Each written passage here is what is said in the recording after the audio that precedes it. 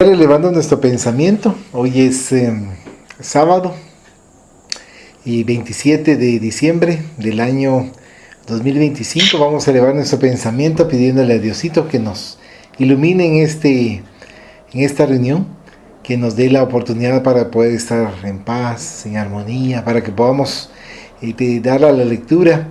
Muy interesante el título, que es Nochebuena, recordando en estos días que hemos conmemorado el nacimiento del Maestro Jesús, el niñito Jesús. Por supuesto que desconocemos la fecha exacta, pero pidiendo a Dios que nos guíe y que nos ilumine en estos instantes para podernos fortalecer y que se haga tu voluntad, Padre, siempre y no la nuestra. Que así sea, Padre. Que así sea. Sí. Estamos en la página 200. Bienvenido, Boca, René, Andrea y Betty. Y vamos al capítulo 41. Capítulo no es 41. 41 es ¿Sí? A, X y L y le resta. Ya se me olvidaron los números Sí, porque solo L es 50. Sí, sí. Uh-huh. Ya. Tengo que ir a la escuela otra vez. Sí. Okay. Dicen, título, La Nochebuena. Conocíamos en Madrid a una excelente mujer que estaba de portera en una gran casa, siendo una de esas mujeres del pueblo, llena de sentimiento y de amor a la humanidad. Donde había un enfermo que velar, allí estaba ella. Donde había un gran apuro producido por la miseria, ella era la primera que acudía y arbitraba recursos, pidiendo a este, suplicando a aquel, convirtiéndose en un verdadero agente providencial. Casada y sin hijos, todos los desgraciados eran hijos suyos, pudiendo de ella decirse con sobradísima razón lo que decía el padre Germán, que la mujer siempre es madre. Durante algún tiempo vivimos en la casa que ella guardaba y tuvimos ocasión de admirar los bellísimos sentimientos de aquel ser de aspecto vulgar, pero que cuando hablaba nos encantaba, porque se expresaba con tan noble ardimiento, defendía con tanto calor a los pobres y tomaba una parte tan activa en los dolores de sus vecinos, llorando con la viuda desolada, gimiendo con el niño huérfano, partiendo su escaso pan con el obrero sin trabajo, que adquirió un renombre honorísimo entre sus conocidos, pues nadie la nombraba Ramona, sino la buena Ramona. Su marido decía que se había casado con una hermana de la caridad. Reconocía la gran superioridad moral que sobre él tenía su mujer y la mirada con cierto respeto impropio en un hombre de pueblo. Ramona no sabía leer, pero le gustaba mucho escuchar la lectura de un buen libro y muchas noches, cuando cerraba la puerta, subía a nuestro cuarto para oírnos leer un rato, gustándole en extremo las obras de Kardec y de Flammarion. El último año que vivimos en su casa, nos dio una amiga nuestra 100 reales para que los diéramos por la Nochebuena a una familia verdaderamente pobre. Y como Ramona conocía a todos los desgraciados del barrio, la llamamos y tuvimos con ella el siguiente diálogo. Ramona, va usted a oír una buena noticia. Disponemos de 5 duros para dárselos a una familia muy pobre. Hoy por la noche, pues han de entregarlos en la misma Nochebuena y queremos que usted nos indique un pobre realmente necesitado. No tenemos que ir muy lejos, contestó ella, con cierta tristeza. Sobre este mismo cuarto está la buhardilla número 2, donde se están muriendo poco a poco un matrimonio y sus 2 hijos. El padre es ciego, la mujer está tullida, la hija está tísica, en el último grado, y su hermano albañil en camino de ella, y como le ven tan enclenque, los maestros de obra no le quieren dar trabajo y pasan los infelices lo que no es para contarlo.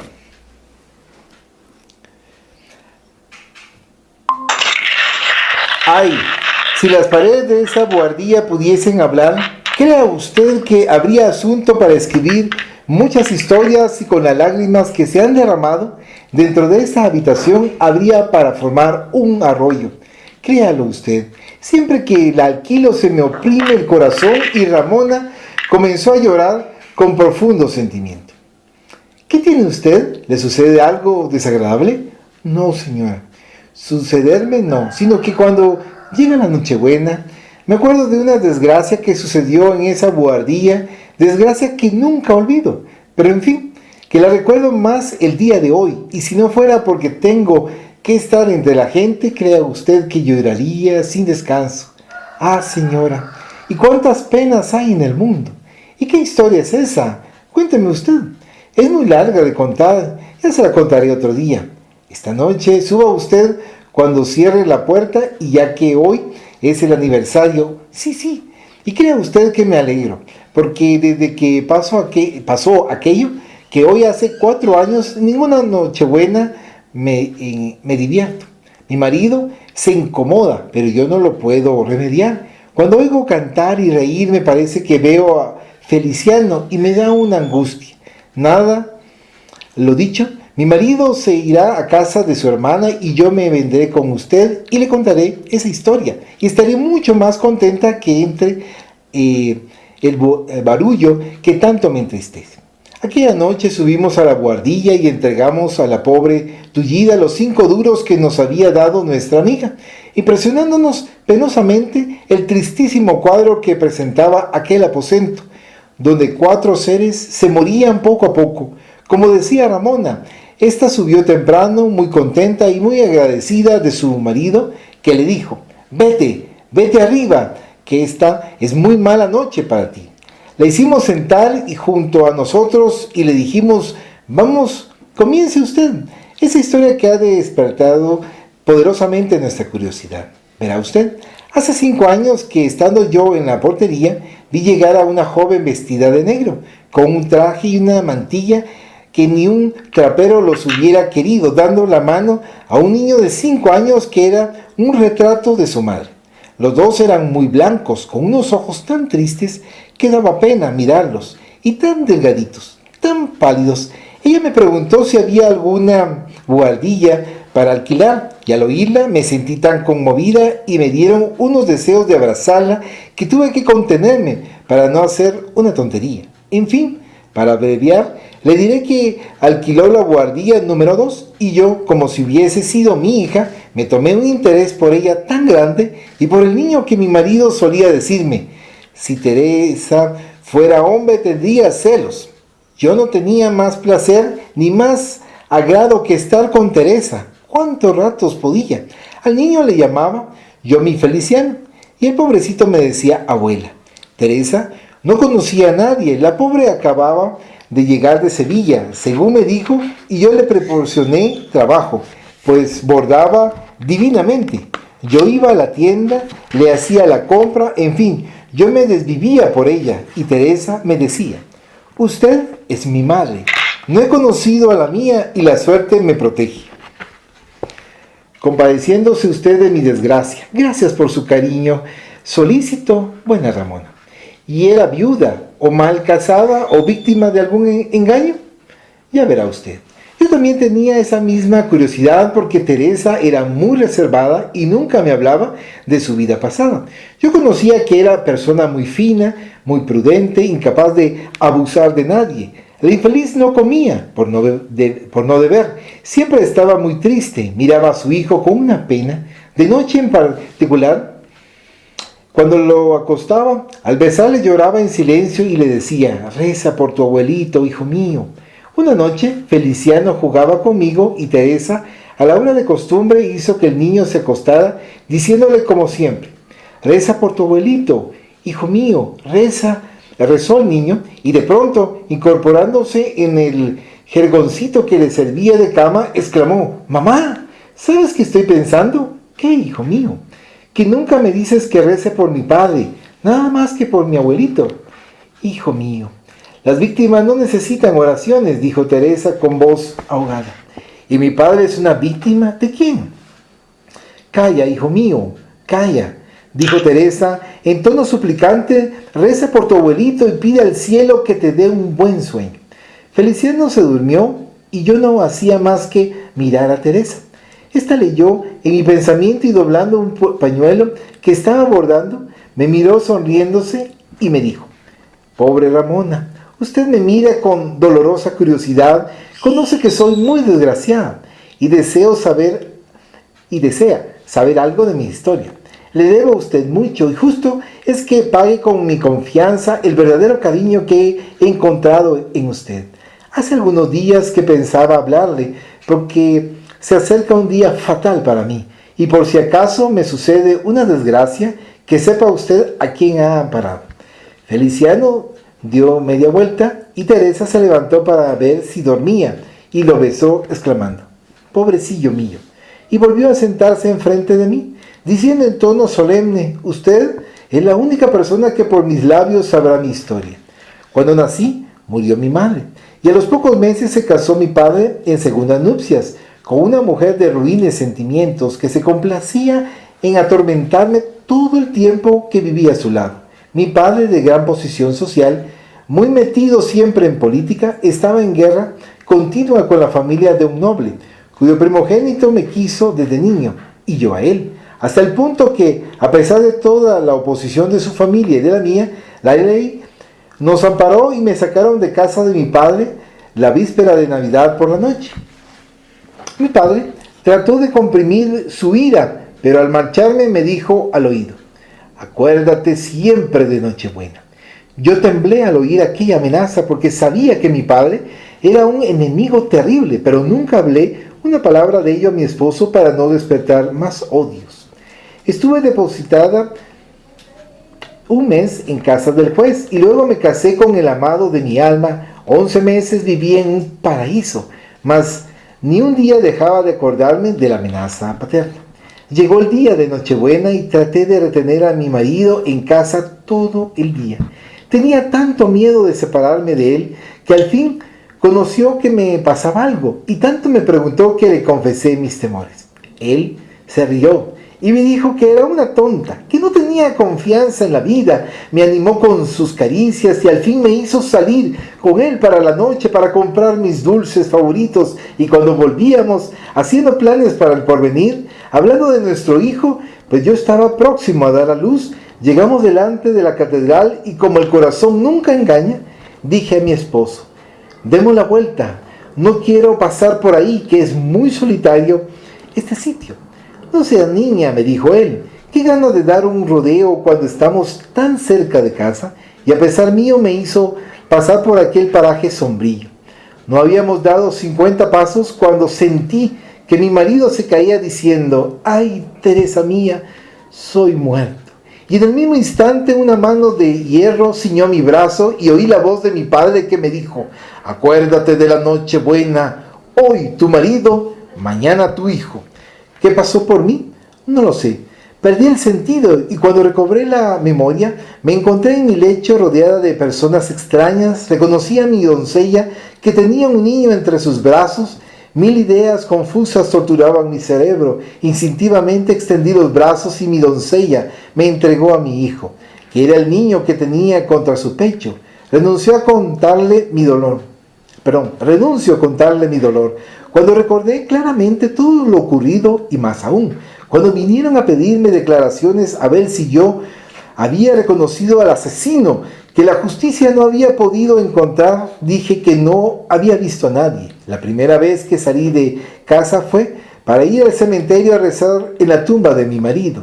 Allí me pasó una cosa muy extraña. Iba yo sola, me senté sobre un sepulcro cercano al de mi esposo, sentí un frío intenso. Después me pareció que soñaba despierta y vi a mi marido que, levantándose de su sepultura, se acercó a mí y me dijo: no reces por mí, reza por tu padre y enseña a rezar a nuestro hijo por el que le ha dejado huérfano en el mundo. Los verdugos necesitan plegarias, las víctimas quedan purificadas. Ruega siempre por tu padre, Teresa, que tu misión en la tierra es obtener su arrepentimiento. Experimenté una violenta sacudida y vi junto a mí al guardián del cementerio que me preguntaba: ¿está usted enferma, señora? Desde entonces todos los días rezo por mi padre y, como usted ha visto, enseño a rezar a mi hijo y le hago besar el retrato de su abuelo que conservo, siguiendo fielmente las instrucciones de mi marido, con el que sigo hablando con frecuencia. ¿Qué habla usted con el muerto?, le dije. Sí, con su espíritu, que se comunica conmigo, y entonces me contó lo que es el espiritismo. Por eso me gusta tanto leer las obras de Kardec, porque Teresa las tenía y me leyó algunas de ellas. ¿Y qué más le dijo? Que la pobre, odiada por su padre y por la familia de su esposo, se encontró sola con su hijo, fue vendiendo cuanto tenía, se puso a bordar y agotó su vida trabajando sin dejar lugar al descanso, siempre con el miedo de la Nochebuena, pues por más que el espíritu de su marido le decía que se tranquilizase, ella siempre temblaba por la vida de su hijo, hasta el punto de que resolvió trasladarse a Madrid, huyendo de su padre, al que nunca había vuelto a ver. Con 1000 apuros reunió dinero para el viaje, y yo fui la primera persona con quien ella habló al llegar a la corte. Ya pronto llegó la Nochebuena, me dijo por último, y tengo un miedo horrible. Por más que mi marido me dice que mi padre está arrepentido, que es muy desgraciado, que desea pedirme perdón, y sobre todo que Feliciano ruegue por su abuelo, porque sus oraciones atraen al asesino al arrepentimiento y al bien.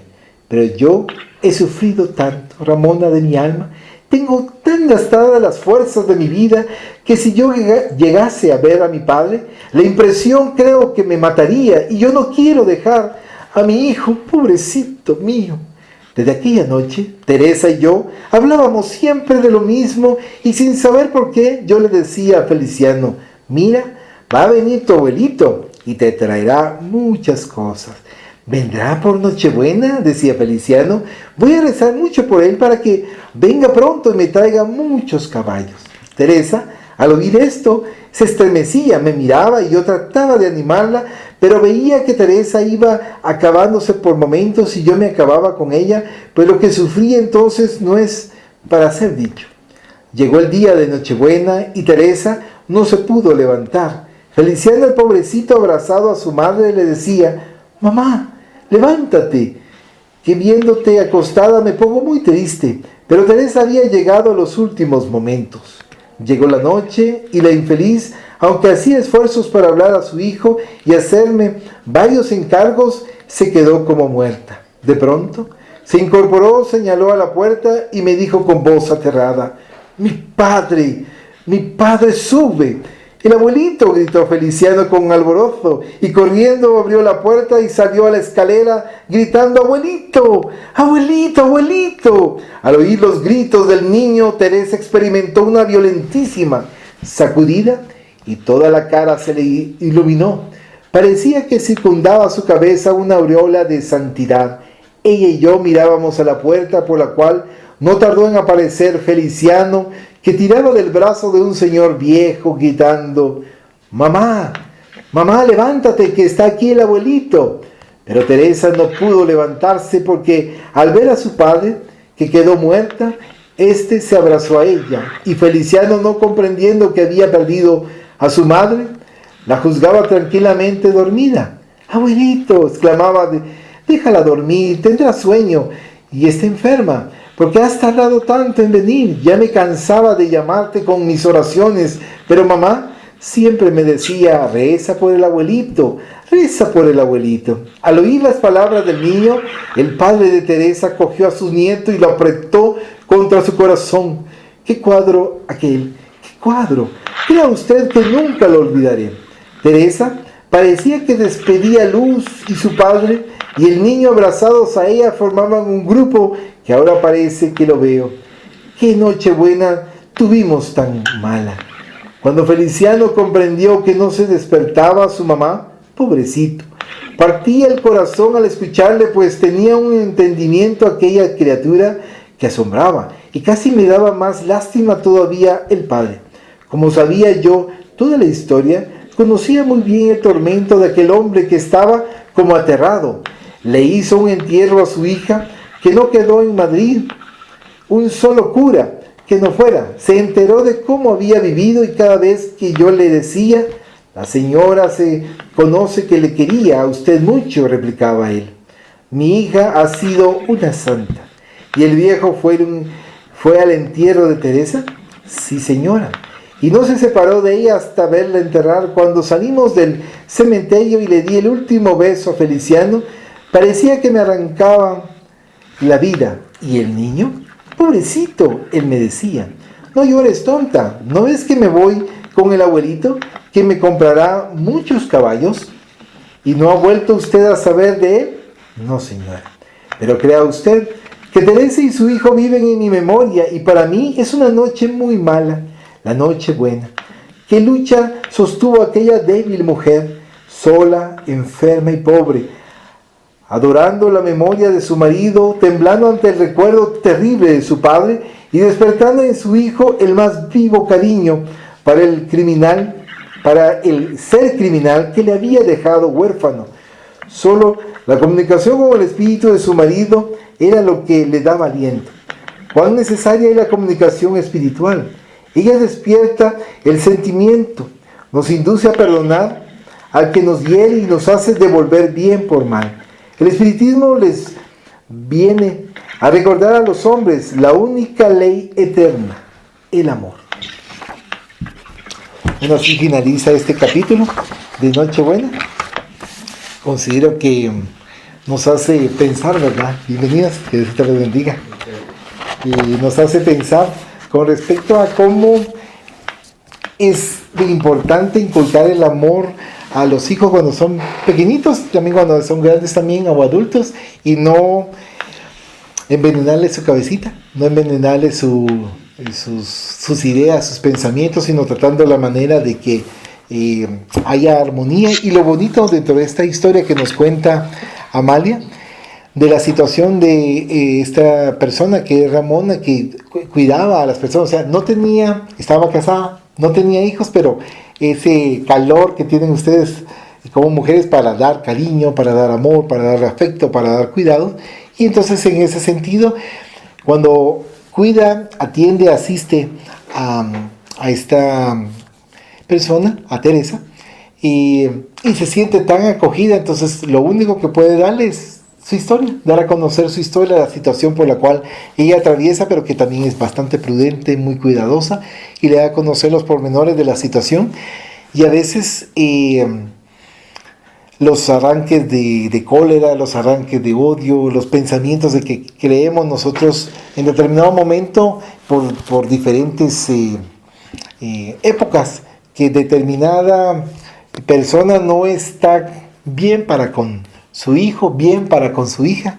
Entonces el tiempo dirá, claro, se van dando las orientaciones, se van dando las instrucciones para que las cosas vayan funcionando, pero estará en su futuro cómo se vayan dando las cosas, si se lo quiere. Puedo comentar, no sé si alguien quiere. Estamos prejuzgando. ¿Perdón? Donde estamos prejuzgando lo que estábamos mencionando. Exacto, cuando prejuzgamos, entonces es la parte difícil. ¿Algún comentario de los acá presentes o comentario allá del otro lado? Del otro lado está Lucía, Magda, Sergio, René, Coca, Betty y Andrea. Y aquí estamos Odette, Estuardo, se me olvidó tu nombre, Cristel, perdón. Cristel, Pepe y este servidor. Buenas tardes a todos. Creo que algo de lo que nos deja esta lectura el día de hoy, tan acorde para las fechas, ¿verdad? Como es Nochebuena, es el hecho de reflexionar en cuanto a que no importa qué es lo que nos hagan a nosotros las personas, ¿verdad? O el odio que puedan sentir hacia nosotros, o el resentimiento que nosotros podemos tener contra las demás personas. Pero a los que dependen de nosotros, a nuestros hijos, a nuestros sobrinos, a nuestros nietos, no inculcarles odio ni resentimiento. Es una gran lección la que nos da ahí, puesto que no obstante el daño que le habían hecho a ella, le inculca a su hijo que ore por su abuelo, ¿verdad? Y entonces no le envenena su mente con ideas de odio y resentimiento para que él también odie a su abuelo. sino que por el contrario, le dice que ore por él y no sin ningún tipo de información negativa hacia él. Y entonces, ¿qué es lo que produce? Una gran alegría a él cuando se relaciona y llega a visitarlo. Y obviamente el abuelo tiene un profundo arrepentimiento cuando llega, ve a su hija muerta y a su nieto producto de lo que había hecho, ¿verdad? Entonces, ¿por qué? Recordemos que todo lo que hagamos nosotros va a quedar grabado en nuestra propia conciencia y tarde o temprano nos vamos a arrepentir. Y cuando vayamos a estar frente a frente a nuestras víctimas, y esas víctimas no nos reprochen, sino que por el contrario nos brinden amor, yo creo que es mucho más duro todavía el esperar eso, ese tipo de reacción, a esperar un resentimiento o muchas veces maldiciones o pensamientos negativos, pensando quererle el mal a la propia familia, ¿verdad? Sin importarles realmente el porvenir de los seres de la familia, no les importa, sino que son más calculadores. Nos hace reflexionar para que nosotros actuemos sin calcular, actuemos con sentimiento, con amor, para que se vaya a crear un verdadero vínculo entre los miembros de una familia. Y no lo que sucede muchas veces en varios hogares o en la gran mayoría de los hogares, ¿no? Donde hay violencia, hay resentimiento, hay odios. También hay amor, por supuesto, pero tenemos que sembrar amor nosotros. Siento yo, lo que nos dan a reflexionar en esta lectura. Tenemos que sembrar amor, aunque recibamos odio, aunque recibamos resentimiento, que es bien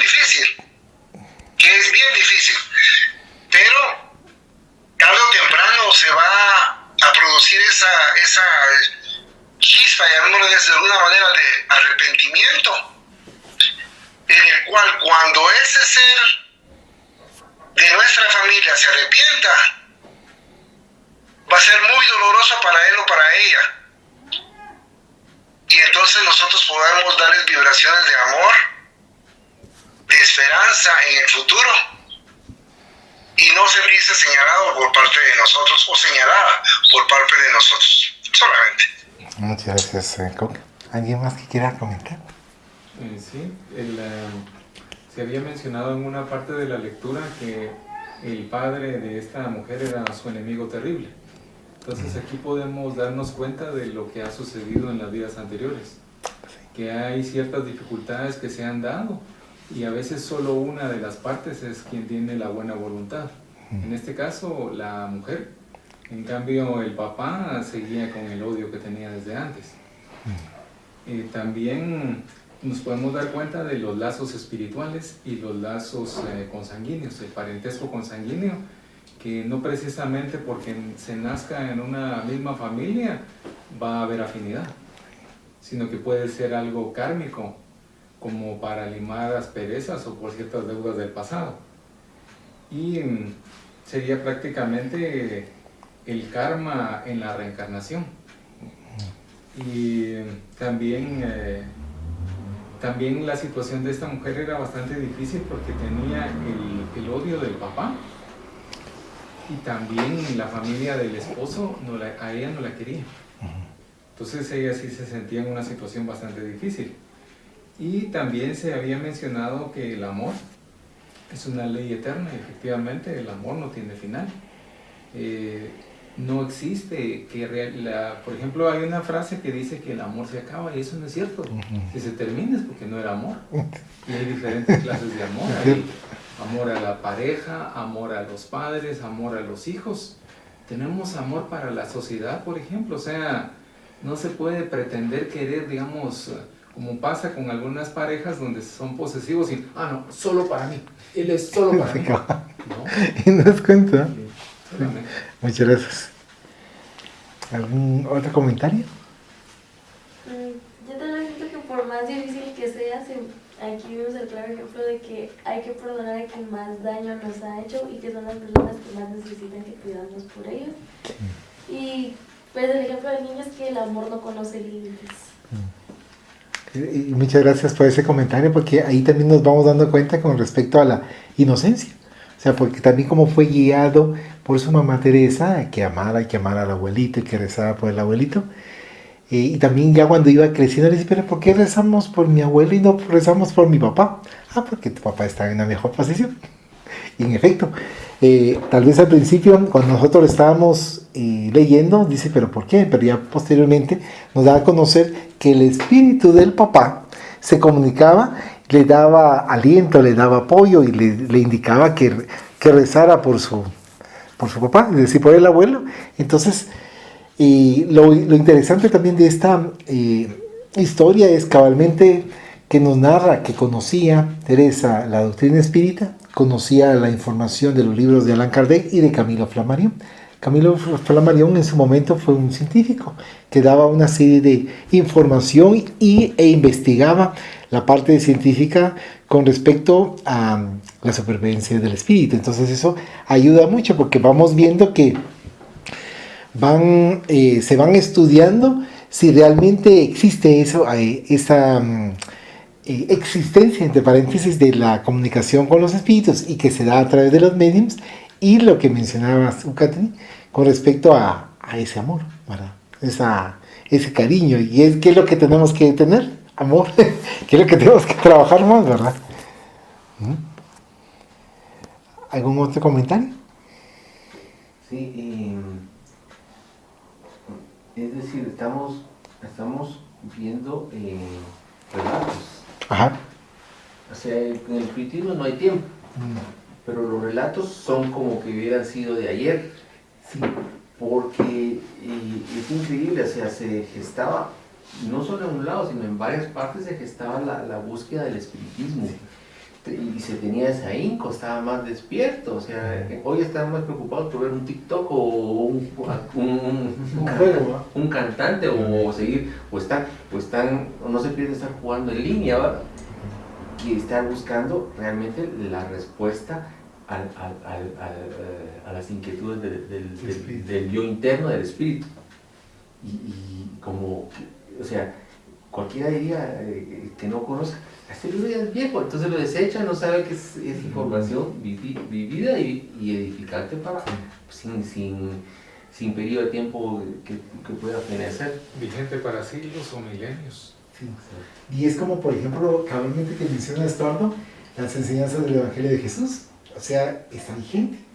Fue casi 2000 años atrás, la orientación, el apoyo y la ejemplificación que se ha comentado en su momento, pero que se continúa. Entonces, lo que comenta Estuardo también me hace recordar con respecto a que cuando alguien, por ejemplo, no está, o sea, no le parece la doctrina espírita, pero platicamos que fue dado a través de los espíritus, y no fue a través, por ejemplo, solo por medios franceses, sino Francia, Holanda, Alemania, España, en diferentes países, y vino Allan Kardec, recopiló la información y a él le tocó codificar, es decir, ir a hacer una serie de anotaciones, hacer las preguntas y les daban las respuestas, y lo interesante es que coincidían las respuestas en los diferentes países. Entonces, por eso se comentaba cabalmente que no se puede decir que fue invento o fue creación de una persona, sino que fue por los espíritus.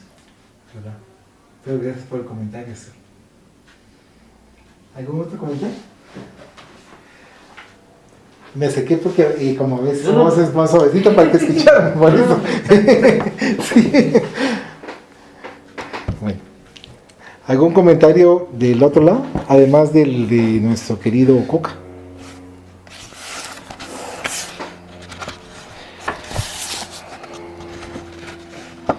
Bueno, entonces vamos a leer el capítulo 42, que es el título El sueño de los dos niños. Es en la página 206. Estábamos una noche del mes de julio, en el que el calor dejaba sentir su fastidiosa influencia. Sentados con varios amigos en el Salón del Prado de Madrid, se habló un poco de todo. Y por último, le tocó al espiritismo y, como es natural, unos hablaron en pro y otros en contra, llamándonos la atención que uno de los que componían el grupo, hombre que ya tendría 60 años, persona muy entendida y de un trato excelente, al hablarse de espiritismo enmudeció, y mientras todos hablaban a la vez, él, con su delgado bastón, trazaba círculos en la arena y movía la cabeza como respondiendo a su pensamiento. ¿Y usted qué dice, Mendoza?, le preguntamos. Yo no digo nada, Amalia. ¿Pero usted tendrá su opinión formada? No, señora, no la tengo. ¿Que no la tiene usted? Pues es muy extraño, porque un hombre como usted, que ha viajado tanto, que ha tratado a tanta gente y que habrá visto tantas cosas, debe haber oído hablar del espiritismo. Ya lo creo. Y he leído las obras de Allan Kardec y he asistido a muchas sesiones espiritistas, pero estoy así, compadezco a los que lo niegan, envidio a los que creen en la supervivencia del espíritu y dejo pasar los años unos tras otros sin decidirme a negar ni a negar ni a creer. Estoy como estaba el loco del cuento. ¿Y cómo estaba ese loco? Según dicen, iba desnudo como Adán y llevaba una pieza de paño en la cabeza, esperando que llegase la última moda para vestirse. Yo espero la última creencia para creer. Confieso que sobre creencias no he fijado aún mis ideas, y crea usted que he tenido pruebas en mi vida que podían haberme convencido. ¿De qué podían haberle convencido? De la verdad del espiritismo, sí. ¿Y cómo? Cuénteme usted. No, es esta buena ocasión. Somos muchos y algunos se reirán. Hable usted en voz baja, ellos no nos escuchan. ¿No ve usted que ya los hombres hablan de política y las mujeres de modas? Descuide usted, que no se distraerán. También es cierto, y a usted que emborrona tanto papel, no le vendrá mal saber una nueva historia. Ya lo creo. Comience usted su relato. No crea que es nada de extraordinario, es decir, para mí sí lo es. Y ha influido poderosamente en mi vida. Usted quizá ignore que soy viudo. Ciertamente lo ignoraba. No lo extraño. Muchos me creen solterón porque no soy aficionado a contar a los demás las cosas que solo a mí me interesan, pues como le iba diciendo hace más de 30 años que soy viudo. ¿Qué joven se casaría usted? A los 20 años. Y me casé como se casa uno a esa edad, loco de amor.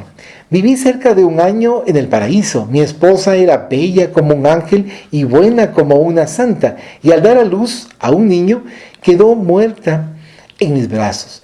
No le puedo a usted pintar la desesperación que sentí y el odio tan profundo que desde aquel instante me inspiró mi hijo.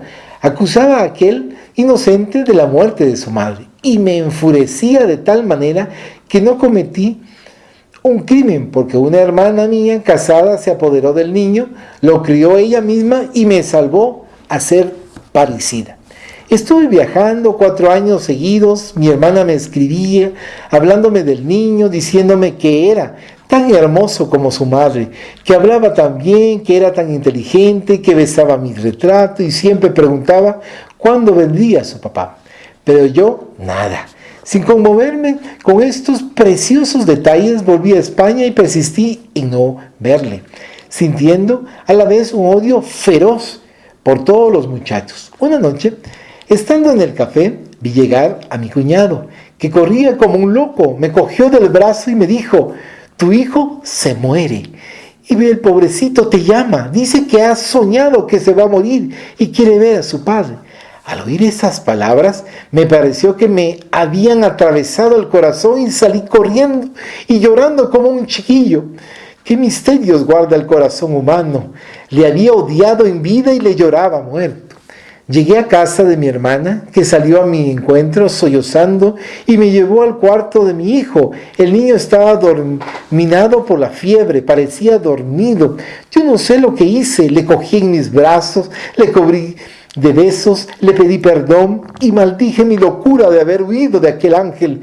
Cuán hermoso era mi hijo. ¿Y el niño qué hizo? ¿Qué hizo? Abrazarme, mirarme con delirio.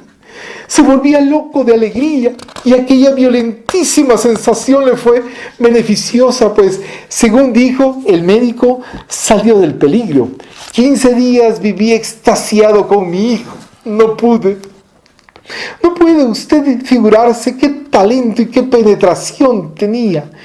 Yo no me quise separar de él, ni aun para dormir. Dormíamos los dos juntos. Una mañana, al despertarse me miró sonriéndose con tristeza, me acarició mucho y me dijo, ahora sí que me voy. ¿Dónde? Le dije yo temblando sin saber por qué. Me voy con mamá. Me lo ha dicho esta noche. ¿Qué dices? No te entiendo. Sí, con esta ya ha venido 2 veces y me ha dicho que con ella estaré muy bien, pero siento dejarte. Déjate de tonterías, exclamé yo. Ahora nos levantaremos y nos iremos de paseo. No me quiero levantar, que me están diciendo que ahora verás cómo que se cumple mi sueño. Y reclinando su cabecita en mi pecho, se quedó muerto. ¿Cómo se quedaría usted? Como un idiota. Durante mucho tiempo no sabía lo que me pasaba y cuando salí de aquel atontamiento me principiaron a atormentar unos remordimientos tan horribles que no descansaba ni de noche ni de día, siempre pensando en mi hijo, lamentando el tiempo que pasé lejos de él. Huí de la gente. Y estuve al menos 10 años sin querer tratar con nadie. Al fin, entré en mi estado normal, murió mi padre y entre arreglar la herencia y atender a los negocios, conseguí distraerme y volví de lleno a la sociedad, pero sin mirar a ninguna mujer. Tenía miedo de crearme una nueva familia. Así las cosas. Estando una noche en el café con varios amigos, dijo uno de ellos, reparen ustedes en este chiquillo que viene aquí, qué cara tan distinguida tiene, qué lástima que sea tan pobre. Todos miramos y vimos venir a un niño que tendría 6 o 7 años, vestido pobremente y con un cajoncito entre las manos en el cual llevaba cajas de fósforos. Se acercó a nuestra mesa y nos ofreció su mercancía con una voz tan dulce que nos encantó. Tenía una cara preciosa. Todos le compramos cerillas y le dimos azúcar. Él se puso tan contento y tomó tanta confianza que dejando su caja sobre la mesa, se me acercó diciéndome, déjame un poquito de café que me gusta mucho. Me acordé de mi hijo y suspiré interiormente. Le pregunté si tenía padres y me dijo, tengo mi abuela. Mi madre se murió cuando yo vine al mundo. Al oír estas palabras me estremecí y seguí preguntándole si tenía padre. Contestó negativamente. Y en esto vino el mozo que nos servía y exclamó mirando al niño, ¡qué muchacho más guapo! Y lo que éste sabe es tan pillo. El niño entre tanto parecía que me conocía de toda la vida. Cogió mi bastón y alrededor nuestro se pasó toda la velada. Cuando salí del café pensé mucho en aquel chicuelo y pensé 1000 planes. Para no cansarla, le diré que durante unos 20 días, todas las noches veía al niño en el café, cada vez me gustaba más y hacía el propósito de encargarme de él. Pero este carácter mío, que es la irresolución personificada, no me dejaba decidirme de una vez. Y cuidado, que al ver marchar a aquel inocente solo para ir en busca de su abuela, que vendía periódicos en otro café, me daba pena, sufría y deseaba que llegase la noche siguiente para volverle a ver. Una noche llegó al café y nos dijo con mucha gracia, cómpreme otros 2. Las cerillas que llevo, que cuando las vendo todas, mi abuela me da 4 cuartos para mí y yo quiero mis 4 cuartos esta noche. ¿Para qué?, le preguntamos.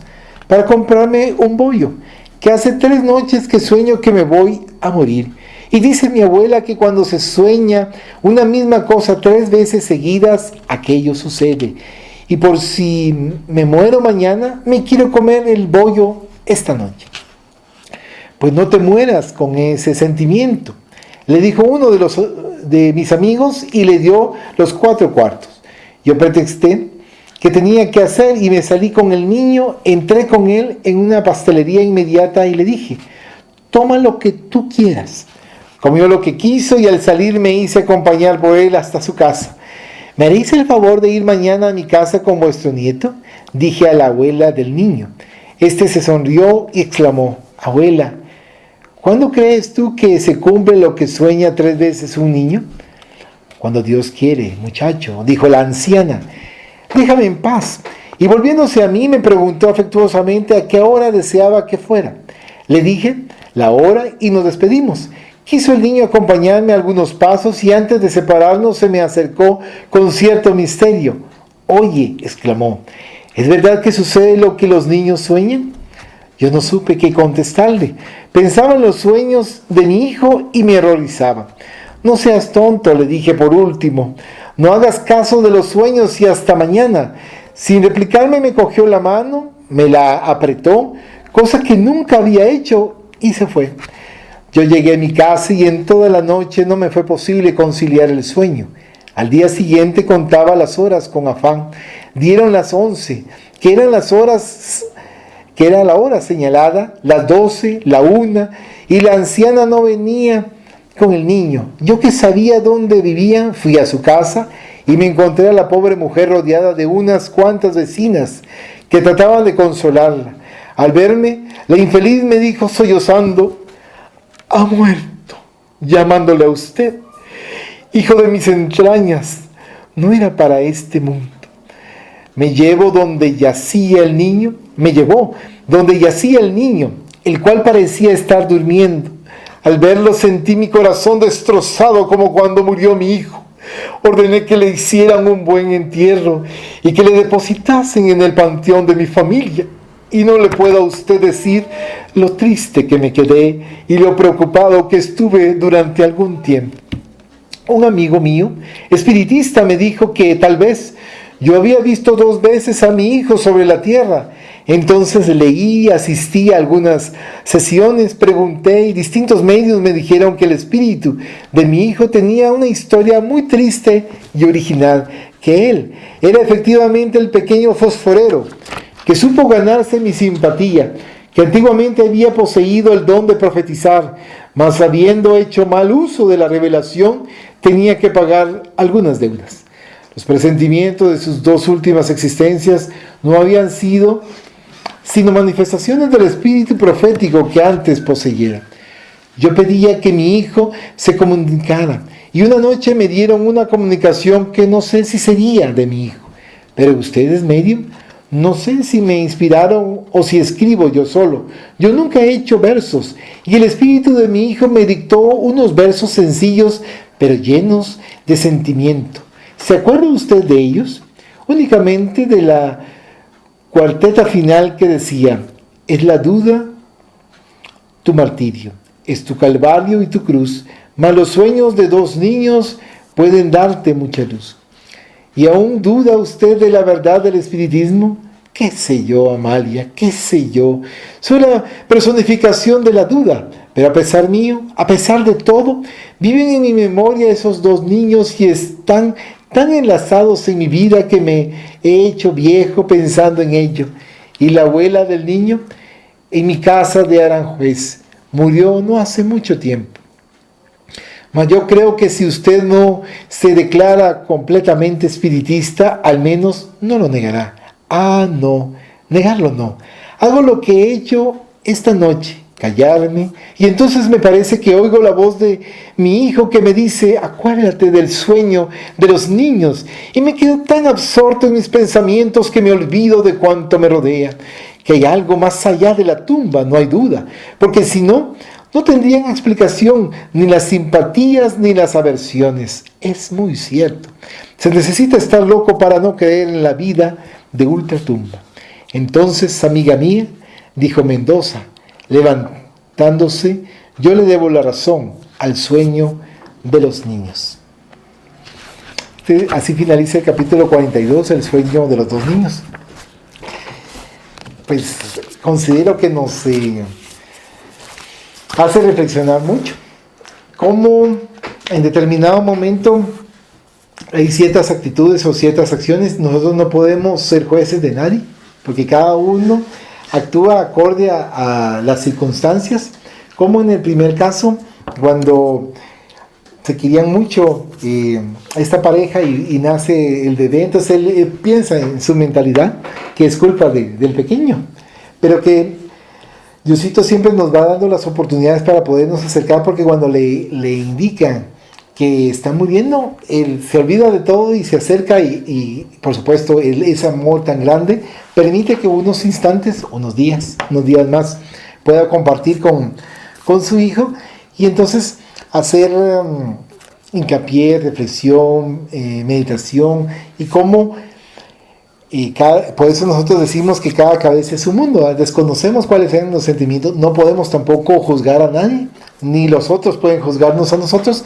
pero sí nos van brindando estas orientaciones un gran apoyo para poder comprender cómo nuestro Padre, en este caso, le permite a este señor tener la oportunidad de compartir con su niño 2 veces.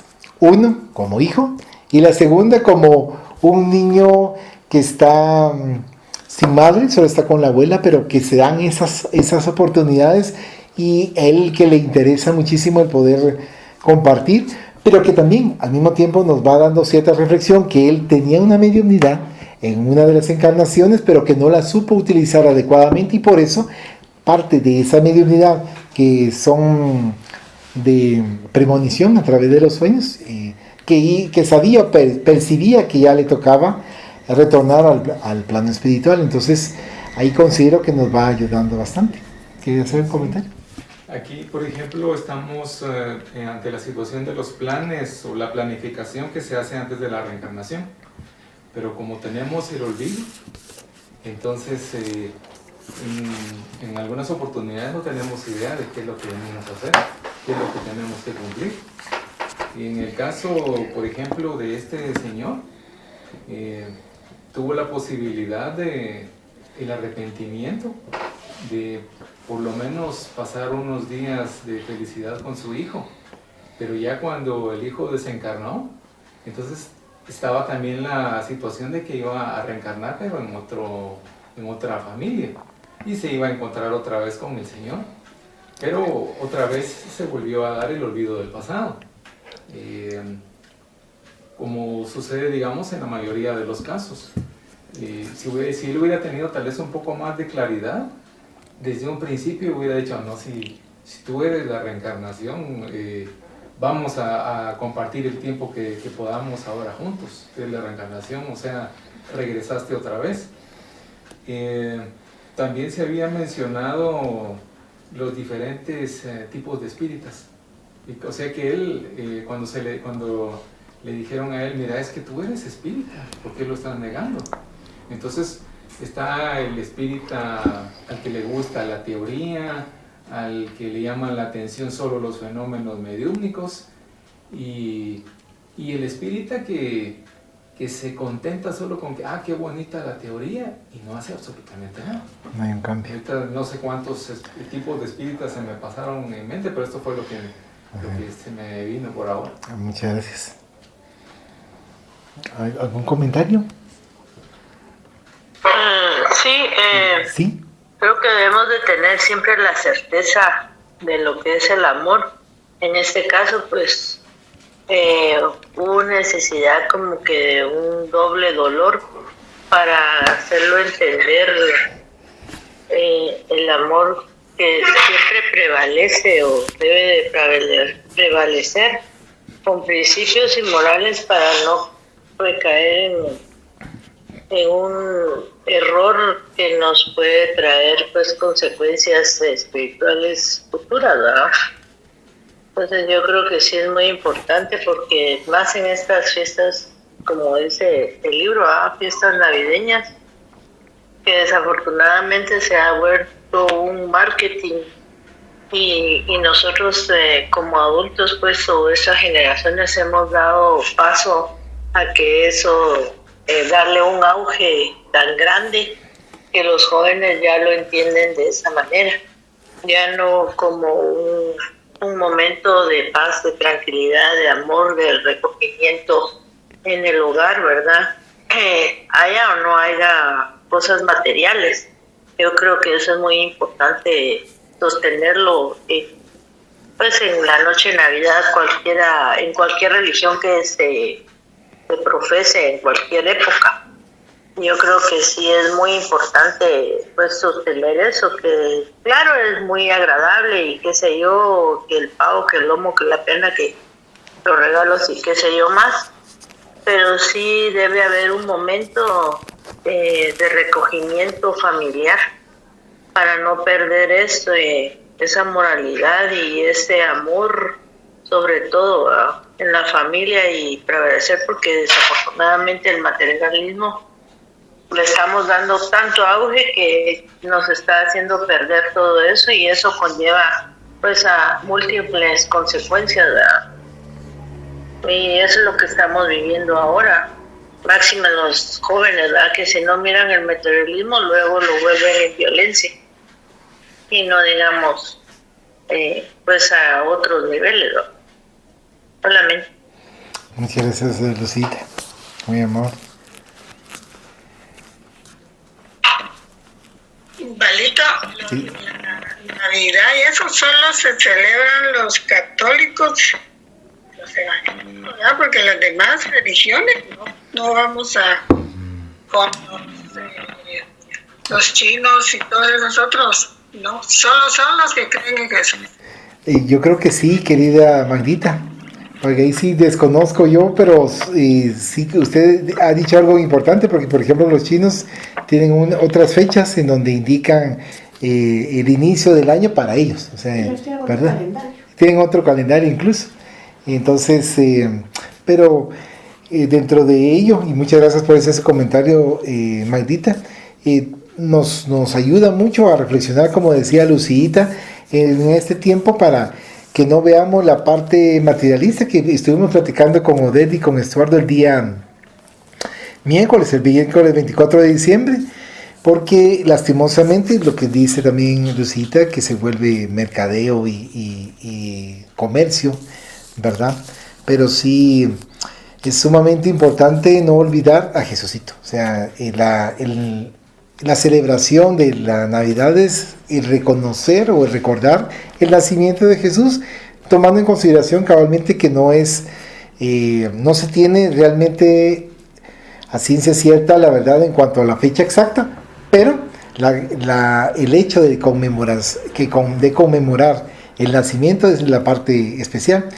Y acompañaba a una persona el día miércoles 25 de diciembre a una misa, y me gustó lo que dijo el padre, un padre español, que él en un inicio dice, nosotros no tenemos la fecha exacta del nacimiento de Jesús. Algunos dicen en esta fecha 25, otros en marzo, otros en abril, otros en diferentes fechas, pero lo que sí estamos es conmemorando el nacimiento del niño Jesús. Entonces me pareció muy interesante. ¿Por qué? Porque no solamente nosotros los espiritistas en determinado momento se platica, sino que también un padre en donde era bastante abierto y que él me manifestaba la importancia del amor, de lo que se plantea aquí también en la lectura. Eso es lo que le puedo comentar, Magdita. Sí, fíjese que a mí me llama la atención que todas las personas, bueno, yo casi no lo hago, que solo para esta fecha que nace Jesús en el corazón y que no se solo, y de ahí todo el año que no nazca. Sí. Eso es todos los días de las personas que se ocupan cuando este mes como nace ese amor con los demás y todo lo demás. No sé si es solo por compromiso, porque como todos los demás, cuando dicen Feliz Navidad, yo pienso, ¿qué es de Feliz Navidad? Siempre me he hecho la pregunta, ahora se la hago yo. Sí, Sí, y pues como Navidad es un nacimiento, entonces nacer de esa nueva, ese cambio. Y usted comentó también algo importante, no solamente en estas fechas, sino siempre, o sea, mantener ese positivismo, ese entusiasmo, ese deseo de poder compartir con los demás, ese deseo de abrirse a los demás y a brindar lo mejor hacia los demás, y aún a veces cuando quizás no vamos a recibir realmente ese apoyo, sino tal vez hasta vamos a recibir un paredón frente a nosotros, algo así bien fuerte, pero mantener esa actitud pidiéndole a Diosito que nos dé esa fortaleza. No sé si Sergio quiera comentar algo. No, de momento no. Muchas gracias. Muchas gracias. ¿Alguien más que quiera hacer algo? Sí, Marisa, sí, con respecto a todo eso que dijo, como le decía, en diferentes religiones, como hay algunos escritos, ¿verdad?, que Jesús probablemente estuvo en algunos lugares, pues de alguna manera creen en él y en el nacimiento, pero como dice, no sabemos en qué fechas y cómo lo celebran también, ¿verdad? Y también, pues, como le digo, en estas fechas o cualquier otra que sea, ¿no?, yo creo que en cualquier fecha del año debe ser un cambio constante en uno y aprender a separar el materialismo del espiritualismo, porque lo material no es malo, ni el dinero es malo. Cómo lo manejemos y cómo le enseñemos a nuestros hijos o quien sea a los jóvenes a manejarlo es otra forma, ¿verdad? Sí. Es otra cosa diferente, entonces sí hay que aprender en uno y a transmitirlo también con hechos, ¿verdad? Porque nada es malo, depende cómo lo manejemos, ahí puede estar lo malo, ¿verdad? Solamente. Muchas gracias, Rosita, y también lo que nos comentaban en un momento dado es saber administrar los bienes que tenemos y de la mejor manera, y además como la intención es lo que va a valorar Diosito y nuestros hermanos superiores. O sea, nosotros podemos estar haciendo quizás un bien hacia los demás. Magdita decía que si es de corazón o no, pues cada uno sabrá si es de corazón. Lo importante es que están siendo asistidos las necesidades de algunos, y si es de corazón, mucho mejor, porque también se está abriendo las personas que están participando y al mismo tiempo están valorando ese momento, están aprendiendo de ese momento, y hay muchos aspectos que están ahí alrededor. ¿Algún último comentario antes de pasar a la siguiente fase? O sea, lo que hemos hablado, y que vuelvo a decir, lo de la hermana que leímos, la experiencia de la hermana Ramona, ella compartía sin necesidad. Estamos hablando de que o sea, se comparte, tenemos el ejemplo. Y lo otro, el amor de los que no tenemos. Por ejemplo, que también no es materialismo. Por experiencia personal podemos decir, nosotros esta Navidad, esta Nochebuena, esta Navidad, se nos fueron 2 personas de familiares directos. Entonces, ¿de qué sirve un pavo si no están las personas para compartir? No está para las personas, para el amor. Y con hasta un vaso de agua se siente tan agradable cuando es con amor para compartir con gusto. Entonces, ahí sí las enseñanzas están latentes día a día y nos están haciendo recordar. ¿No? Y lo que usted comentó, algo tan importante, era que poder platicar, o sea, poder conversar, poder estar unos instantes, dar a conocer mis cosas, mis pormenores, mis sentimientos, y tal vez en esa plática otra persona me va a dar un consejo que tal vez no le había pedido, pero que es puntual, que es lo que yo necesitaba.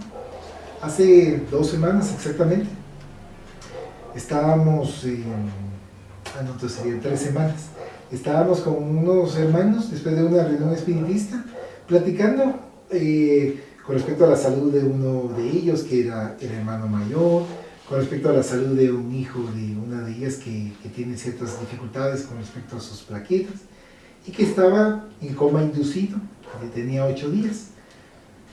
A las horas de que platicamos, desencarnó.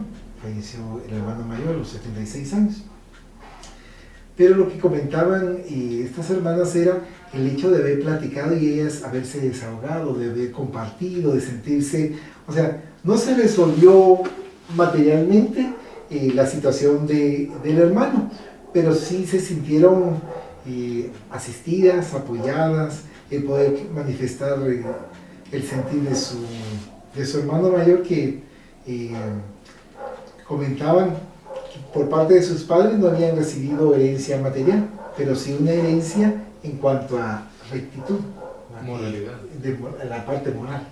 Entonces esa es fantástica y es fenomenal, porque nosotros vemos a muchas personas que pueden estar adquiriendo muchos bienes, pero les hace falta la parte de moral. Entonces hay una parte, no me recuerdo en qué libro espírita se manifiesta, en donde hay algunas personas que compran y compran muchas cosas porque ellos mentalmente están creyendo que a través de ciertas compras van a llenar el vacío que hay dentro de ellos.